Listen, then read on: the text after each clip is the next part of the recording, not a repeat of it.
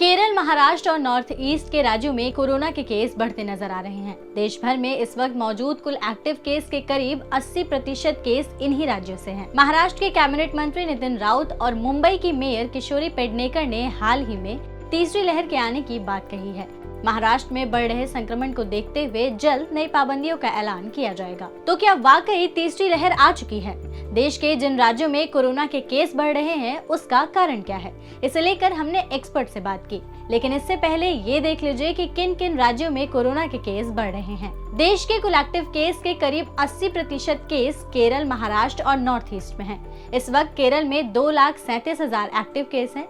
इसके बाद महाराष्ट्र में करीब 49,000 से ज्यादा एक्टिव केस हैं। देश में फरवरी और मार्च महीने में कोरोना के दूसरी लहर की शुरुआत हो रही थी।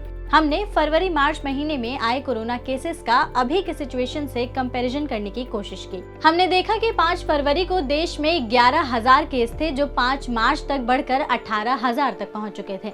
लेकिन इससे ठीक उलट 5 अगस्त को देश में 45,000 के आसपास कोरोना के केस थे, जो 5 सितंबर को 39,000 हो गए। इस बारे में हमने कुछ एक्सपर्ट से बात की। National technical advisory group on immunization के चेयरमैन डॉक्टर एनके अरोरा कहते हैं कि अगर जून, जुलाई और अगस्त के दौरान फैलने वाले कोरोना वायरस का जीनोमिक एनालिसिस करें तो वायरस का कोई नया स्ट्रेन सामने नहीं आया है।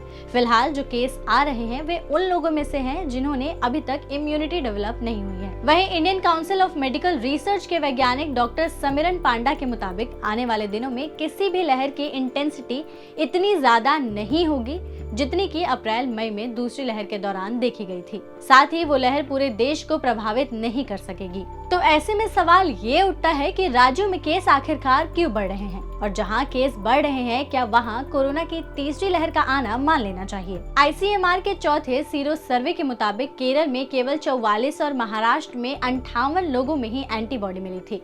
इसे इन राज्यों में केस बढ़ने का कारण माना जा रहा है, जबकि मध्य प्रदेश, राजस्थान, बिहार, गुजरात, छत्तीसगढ़, उत्तराखंड और उत्तर प्रदेश वो राज्य हैं जहां सीरो सर्वे में 70% लोगों में एंटीबॉडी मिली थी। ये देखकर फिलहाल यही समझ में आता है कि कम से कम 15 दिन तक ट्रेंड को एनालाइज करना होगा। अब ये कहना सही नहीं होगा कि देश में किसी भी जगह तीसरी लहर की शुरुआत हो चुकी है या होने वाली है। तो ऐसे ही नॉलेज बढ़ाने वाली और भी वीडियोस के लिए जुड़े रहिए दैनिक भास्कर ऐप के साथ।